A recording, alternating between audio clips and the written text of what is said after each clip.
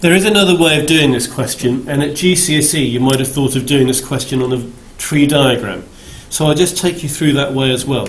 I do warn you, for this question it is actually more complicated. We've got, first of all, we have our first go at hitting the target. So our first attempt, we can either hit it, or on our first attempt we can miss. That's sort of stage one of the tree diagram. Then on our second attempt we can either hit, or on our second attempt we can miss. On our second attempt we can either hit, or on our second attempt we can miss.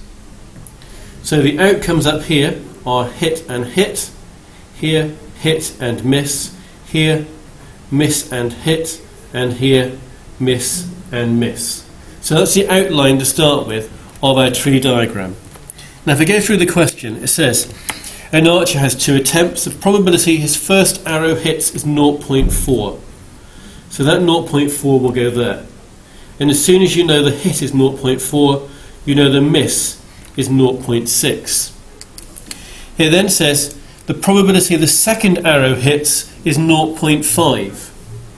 Now we've got a second arrow hitting in 2 different places, and we don't know at the moment how to split that 0.5. This is a tricky bit. But that represents the second arrow hitting, because the second letter is an H.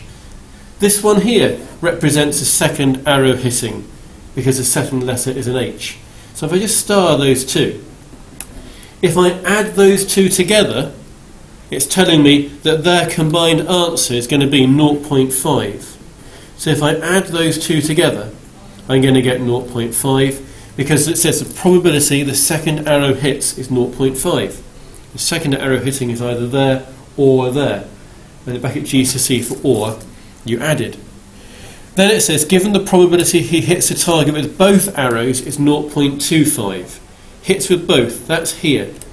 So I know that this end probability here is 0.25. Now what I need to do now is fill in these other probabilities. Now to get that 0.25 there, I've done 0.4 times by something is 0.25. So let's put an X there, I don't know what that is. So that 0.4 times by that X was that 0.25. You times numbers together on a tree diagram to get the endpoints. So how can I work out this X value? Well, I can do a divide. If I do 0.25 divided by 0.4, that will tell me the X value. And if you do that, you get 0.625. So that's that value. This value here will be 1 take away that one. So you can fill this value here in as 0.375. Similarly, down here, well, before the similarly bit, I know that these two here add together to make 0.5. I said that earlier. So if that is 0.25, this one must be 0.25, because those two now added together equals the 0.5 from down here. So to find out what this number here is, let's call it y a minute, I don't know what it is, those two numbers times together to give me this one.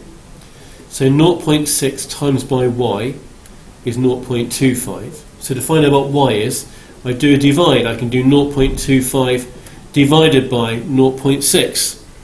And if I do that, I get 0.416 recurring. This one here will be 1 minus that one. This one is 0.583 recurring. Now the question was asking for what's the probability he misses the target with both. Well, that's this answer here, missing and missing. So to get the answer here, I need to times these two probabilities together. 0.6 times by 0.583 recurring. And if you do that and you multiply it together, you get 0.35, which is what we had earlier when we did it the other way using the Venn diagram, which was actually much easier.